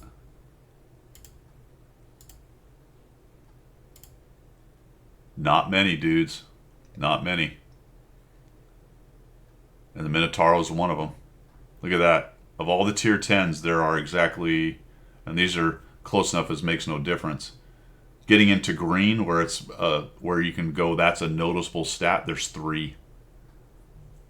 3 of them that overperform in terms. And this one is, these two are all 3 really, to be honest, especially these 2. That's just all good players own these generally. I would like to get a Carl 45T. That would be cool. Thank you, Gunnar Schumann. True. I keep forgetting that. Make sure you get into your store and get your free gift. I got a large fire extinguisher today, so I'm feeling good. Feeling good, my friends. Feeling good. So there you go. There's the bonuses and the nerfs. Mostly nerfs, or mostly bonuses? Bonuses. Mostly buffs. Bonuses! Mostly buffs. Also, the Concaro is going to have the Tier 9 touched, as well as the SMB 66, CC67, a tank I quite like, to be honest. I don't have much experience in the 9. That's on my list of tanks to get to 100 battles. I did the CC67, and I like that one quite a bit. Quite a bit. All right, so there you go. What else, fellas? What else? I think that's pretty much it. There should be compensation for the maneuvers event coming out. That was in an article. And that is pretty much it, guys. What else, fellas? Anybody got any questions, comments, criticisms? I got to get a couple of videos done for this week. We are going to stream on Tuesday. Should be Tuesday afternoon, standard act, noonish, 1 o'clock-ish. It's probably actually going to be more like 1:30 or 2 start, to be honest. I've got a meeting from 11:30 from 12 to 1, so I may not be back and start it up till 1:30, 2 o'clock. But we will get some streaming in on Tuesday. Couldn't find it for 2 days. Got it yesterday. That's weird. The 260 is up there a ways. Oh, you mean on the plus? Yeah, yeah. That's a good point. It's Where is the 260? The FV is barely plus. It's down here, so it's minus 1.23. Pretty standard, really, for a tier 10.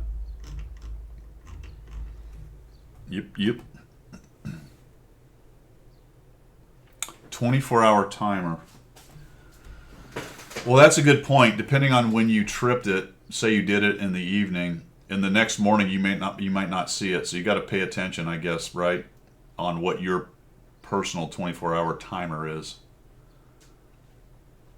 That's a good point. So depending on when you're looking at it, you might go, oh, it's the next day. I don't see it, but really you're waiting for your timer to switch out. And there's no indication, I think, on that when it's going to come up again. You just have to remember when you tripped it yesterday.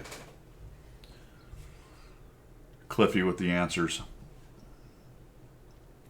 Make sure, yeah, that's a good point. That's true, old brute. Well, if you could back it by a minute every day, then you could for a long time get one every day.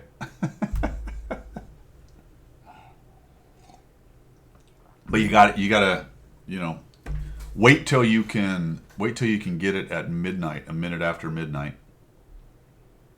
and then then you're backing up into it. No, you go forward. You'd go forward. My life does not revolve around logging. What? Why? Come on, man. Sutek, yeah, I've discussed that in the past. I'm not a big fan of it, but I think it's here to stay. It's really been on turbo. I'm curious when the next event's going to be, because I think we had this many box events last year. I don't think we're ahead of the game. But maybe, I don't know. I don't know. I'm not a big fan of them. I thought the once a year at Christmas was awesome. I think it's the same pace too, Bruin. The St. Patty's have been here. So I don't think we're going to get more necessarily, but last year was a lot, and I think we're going to at least get the same amount this year.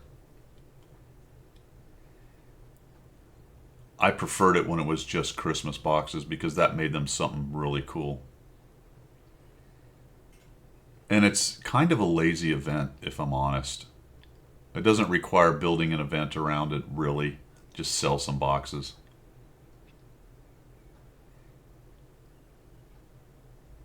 Yeah, I think the next ones should be the Von Krug. Did that not end, though? I thought they wrapped that whole thing up this year. Isn't that right? The story was over? Didn't they say that? Or were they advertising this year the story would wrap up? I don't remember exactly what happened with that. I thought there was some noise about wrapping up that story.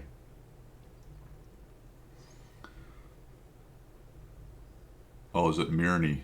Is that the same thing? I don't remember. Is Mirny the same thing, or was that something different? Cannot remember. There's always a sequel. That's a good point. Mirny is different. All right. So Mirny wrapped up. Cinco de Mayo boxes, yes. July 4th boxes. Late Memorial Day boxes. What else we got? What about just boxes? We should have Boxing Day boxes. Waffentrager boxes, Halloween boxes, Thanksgiving boxes, both Canadian Thanksgiving Day and American Thanksgiving Day. National Secretary Day boxes, I like it. Arbor Day boxes, yeah. Labor Day boxes, Cinco de Mayo boxes. We do need more decals. We do not have enough decals. All right, guys, let's go find somebody to raid. Appreciate everybody coming by. We will not have Coffee Talk next Sunday, but the Sunday after, hopefully we'll have Pilgrim back. National Donut Day boxes, absolutely. Cliffy. All right, you see, you've drawn me back in a little bit. What do you guys think? Fake or real?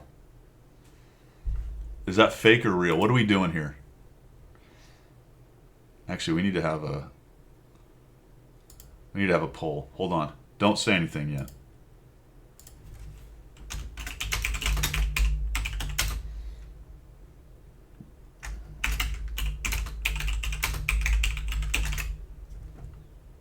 Hold on. We're going to have a poll on this.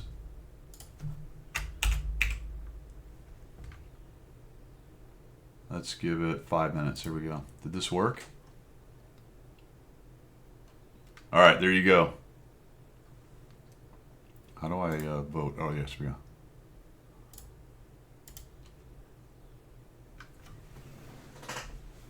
I saw that and I'm like, what on earth? So, Chubby, Mike Tyson is going to box. Which Paul is it? One of the brothers, right? Is that his last name or did I mess it up? Is that his first name? It's Paul, right? That's his last name? I'm pretty sure. The YouTube goober? Jake Paul, yeah. Who's a pretty big dude, man. And he can certainly fight. I don't know if he can fight like Mike. Although Mike's not Mike of 20 years ago or even 30 years ago. Well, definitely not 30 years ago. I don't know what to make of it, man. I usually feel like I have a pretty good sense of things. But there's too much money here, man. So, you know, it's certainly a payday. Whether it's rigged or not doesn't matter necessarily. There's a lot of money going to go on here. And of course, you know, part of it is to get people talking about it. So that hypes it up. That's what we're doing right here in our tiny little corner of the interwebs. We're talking about it. So part of the whole reason for doing it is that kind of thing. I don't think these two necessarily have any beef. But I'm really curious to see how this goes. Mike will promote his Canada. Oh, there's absolutely all the promotion stuff going on. Watch Tyson's Prime getting full and Knox Schmoes, and I could see that happening again here. I think Paul is significantly taller than Tyson, isn't he? Not that that's necessarily mattered in the past.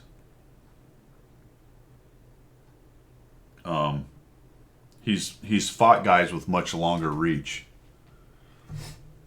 But then now we're discussing boxing stuff. Does that frickin' matter? Is it just going to be rigged? Like who's it going to be rigged for? Do you think? Who gets to win this? You have to look at it and go, well, it has to be Paul winning it. Because why would see, I don't get it, dude, because if Paul doesn't win it, then the whole promotion of his fighting career seems to take a hit, right? Right, Bruins. But this is what I'm trying to work out. If Paul doesn't win, like he's the guy that's in the midst of this whole thing, right? So you would think that maybe he has to win so that whole circus goes on.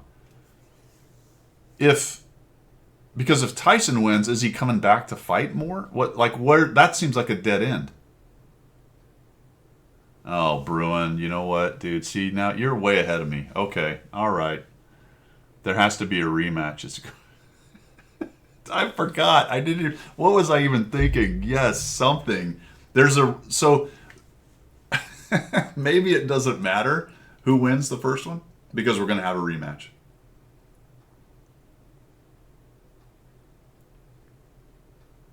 That's pretty good.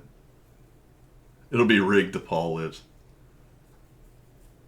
So maybe some of it does have to do with how much money they make, and I suppose they're going to make a lot of money. People are going to want to see Tyson win, and I think more people are going to be. So Paul's the bad guy in this, right? In the whole soap opera thing of the fight and all this stuff. Paul's certainly the bad guy.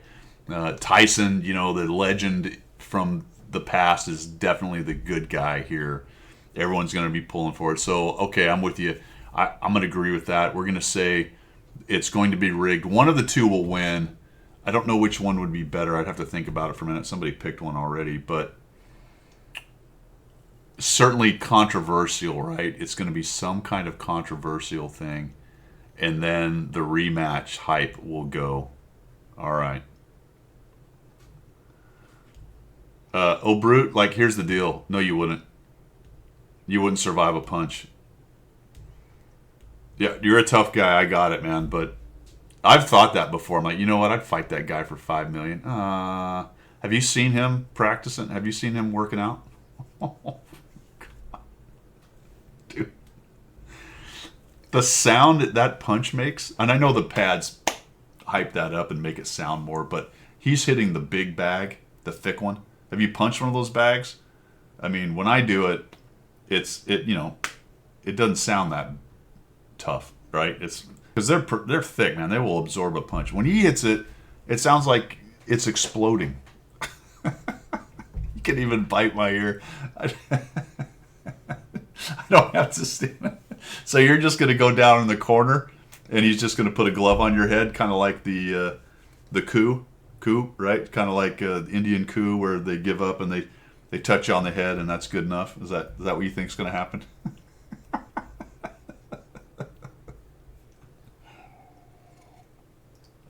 All right, the poll is over, so it looks like it's rigged.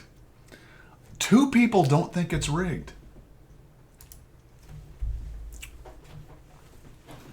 If I was guaranteed, if it was guaranteed that it wasn't rigged, I'd be much more hyped for that. But I'm too cynical. I'm too cynical. It would be really interesting to me if we knew it wasn't rigged. And I know we can't know that, but you know what I'm saying? If I had a reasonable expectation that it was a real fight, I'm absolutely fascinated by that fight. I'd love to see what happens, but I have no trust that it isn't rigged in some way. Sergeant Major Rock's like, it's all rigged with Tyson. You know, who knows, man? Maybe heavyweight boxing is always rigged. I tend to think not. I know it happens, and certainly they've proven that in several cases with boxing matches and stuff. And when you consider the amount of money and some of the organizations that are involved, they have an interest in making sure that their investment comes out in the right way, which makes sense from a monetary standpoint, financial kind of standpoint. But a lot of times it doesn't have to be rigged because it's still a spectacle. And if the guys are good enough, it's still, even not rigged, it's still a good fight. You can't prove a negative though, necessarily. Yeah, maybe them, oh Brute, yeah. Maybe them and other types of things like that, yeah.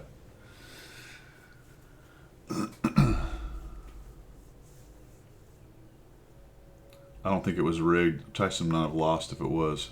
You mean his last fight? The one against what's his name? The big chubby fella? If you take one turtled up body shot and hit the mat and take the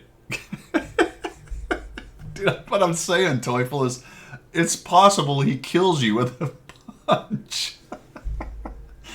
I don't think even at my fastest I was fast enough to even get mostly out of the way of one of his punches, Buster Douglas. You know what I mean? I was a fairly athletic younger guy. I'm still decently athletic for a 50-something. But I'm not sure, even now with the speed his punches are going, even ready for it, I'm not sure I'd get out of the way. I mean, I might be able to run around the ring enough to keep him far enough away, but I bet he corners me eventually and puts one on me, and that would be bad. Yeah, losing to Douglas was a shocker. He just, there's been a lot of stories on that, and Tyson's talked about himself. He just basically, essentially lost the edge, as they say. Just he wasn't working out as much. He just figured it was going to be an easy win. He wasn't as interested in the whole thing anymore as he was. There was no hunger with it, like he said, and the partying and everything else, all the crazy shit that was going on in his life that he was responsible for, essentially. It all just sort of coalesced into that situation where Douglas, was able to beat him right there. You get paid enough to lose, and Vegas makes a ton of money and pays you. Why not ring? I know. Yeah. The incentive. Follow the incentive. Follow the money. Follow the incentive. Sorry, Major Rock. 100%. When is this fight supposed to be? What did Clippy send us? Am I gonna get some? Yeah.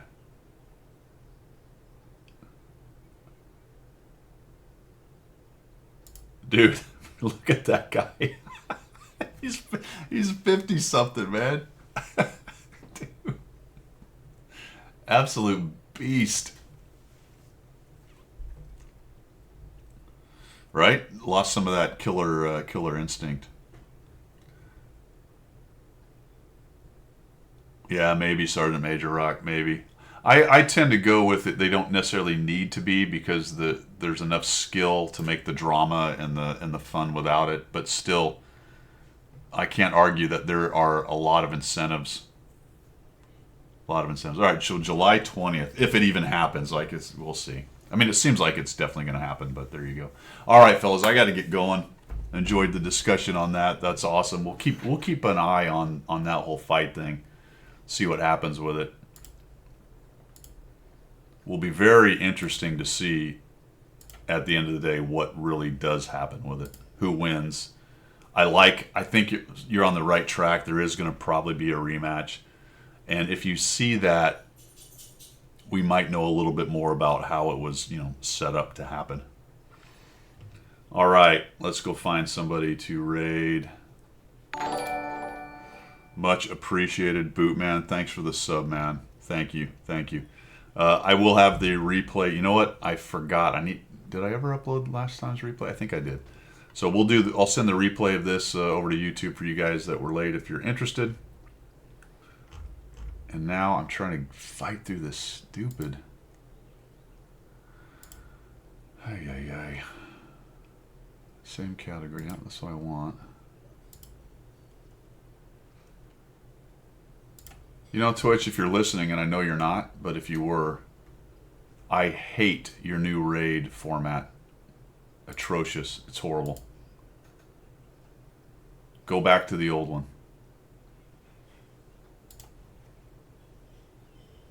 Who we got? We got Baffish is up.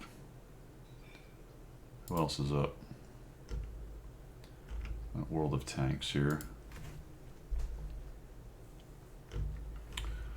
Let's see. Well, we'll just find somebody here. Where's that Guido guy?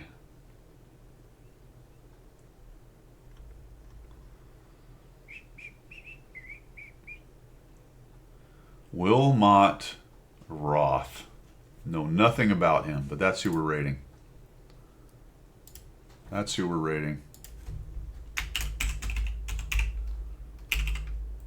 Sometimes it's funny, sometimes it's not, but that's who we're rating, guys. All right, fellas. Appreciate everybody coming by. You guys have a fantastic rest of your Sunday and a good week. We will be streaming on Tuesday. That's the plan. We will not have Coffee Talk next Sunday. If I can squeeze in another raid in there somewhere, or another stream in there somewhere, I will. But I'll be out of town from Thursday to Sunday, heading out to Portland to drink some beer with a friend and have a little spring break. So you guys have a great one. We will see ya.